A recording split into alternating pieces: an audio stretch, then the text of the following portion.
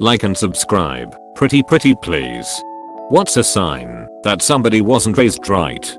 They don't take responsibility for their actions. Or worse, they want you to take responsibility for their actions. You give them a lift, and they leave rubbish in your car. I forgot my candies and trash in a carpool 6 years ago, and I still remember it. The driver rushed us out because he made a mistake, to be fair, but my fucking brain won't forget it. How they treat people from whom they have nothing to gain. Retail will tell you about 75% of people exhibit this sign. I worked in retail. It's more like 20% in my experience, but you remember those more on a bad day. I'd say 10% are assholes 24/7, and 70% are one bad day away from screaming at some random teenager whenever they feel inconvenienced and never feeling guilty about it. My daddy's in that 70% for sure. He once yelled at a random guy and told him to tell his wife not to speak to him because she asked him to calm down.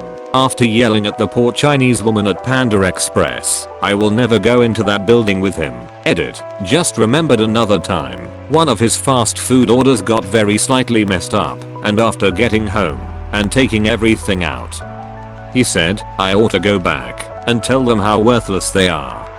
Pretty cool guy. The word no just means throw a fit and be as obnoxious as you can be until you get your way. No does not mean that rules are rules or someone's job might be on the line. They're the important one, not anyone else. The kid that sticks out in my mind was screaming I want something in a store back when we all, went to stores. Not like I want this particular thing, just something. Buy me something. I must feed my insatiable thirst for stuff. If they make messes in public areas and just wander off, leaving trash in the theater, not flushing, leaving the cart in a parking space, disrespecting people for doing their job. I worked at an office supply company while I was in college. Let's call it Paperclips. I had a full-time position, inventory specialist, on top of going to school full-time, and I was going through a bit of a rough patch. During back to school in late September, this little girl comes in, escorted by what I can only describe as an alpha Karen. The kid started pouting and saying she didn't want to go back to school. I was busy running my cycle count report when AK pointed at me and said something along the lines of, if you don't go to school, you'll end up working at Paperclips like this guy. Oh, that made me mad. I don't remember exactly what I said in response, but it went essentially like, ma'am, I graduate in 3 months from university less than 1 mile from Paperclips and have a job lined up at local hospital. I hope she works here or at McDoodles, so maybe she'll learn the respect you didn't teach her. Not nearly as elegant or eloquent at the time, but you get it. The only time I've ever been written up for a customer interaction, and I don't regret it.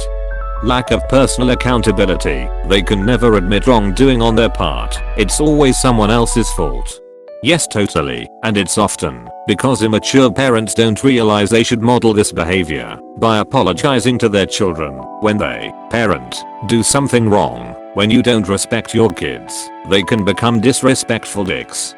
When my oldest was 2 to 3, I apologized to him about something. I don't remember what now, in public. What I do remember is the awful woman I walked away from, who was scolding me about how parents should never give away their power by apologizing to children. Now, teachers and myself always believe my kid. Why? Cause he always owns up to stuff and apologizes. Not respecting personal boundaries. If you're wondering why someone has these sorts of issues, take a look at their parents. Dear God, I used to be friends with a guy who was like this. I made the mistake of talking him through some difficult things, and he took that to mean that I wanted him present 24/7. He'd see that I was hanging out with somebody else, and then text me bugging me to ditch that person and hang with him instead, because he was sad and lonely. I understand not wanting to be sad and lonely, but you can't make me ditch all my other friendships to fix that.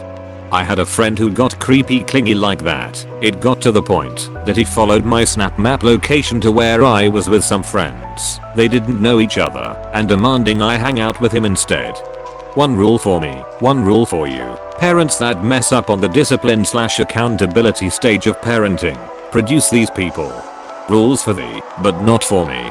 Who are the guys who spit out their chewing gum into urinals? I see this all the time at work, and I work in a high-end corporate place. Do they think it dissolves and goes down the pipe? The janitor has to pick that out. I had a guy shit on the floor in the bathroom at my work, then apologize because I was working the shift. Not my coworker he hated. People are fucking weird, dude. They don't have manners or respect anyone. They never see what they do wrong. Are the old, I only give respect if it's earned. So I'm gonna be rude to the world. And if it's rude back, they are the assholes. Gotta love those talks with people. How they act as a boss when their employee messes up, yelling and belittling, shouldn't be your first option. This was what made me respect the absolute hell out of my manager. I made a mistake on a job a while back, like a big fuck up that cost us a large sum of money. I was fully expecting to get chewed out, and you fuck up again, you're out the door, because that's how previous managers had treated us. It's no wonder we had a horrific management and employee turnover rate for years. But no, he came over to the car I was working on, looked at what happened, figured out how the mistake was made, and we talked about it for a couple minutes. I was pretty upset about it because I'm usually not the type of tech who is negligent and makes mistakes, so when I do, it profoundly bothers me. He saw that, he listened to what I said, and he went through the process of getting replacement parts ordered for what I messed up. The next morning he came to me again and said, "You know, I was thinking about you last night after I got home, and thinking of what you could do to prevent this mistake from happening again in the future." Gave me a few suggestions for the future, and closed the conversation with a pat on the shoulder, and we won't need to have this conversation again. Brother, I trust you. It was the most meaningful conversation I have ever had with a manager. I got the sense that he really wants to see his employees succeed and grow. It gave me confidence in a moment in which I had none left. Thanks for watching, like and subscribe.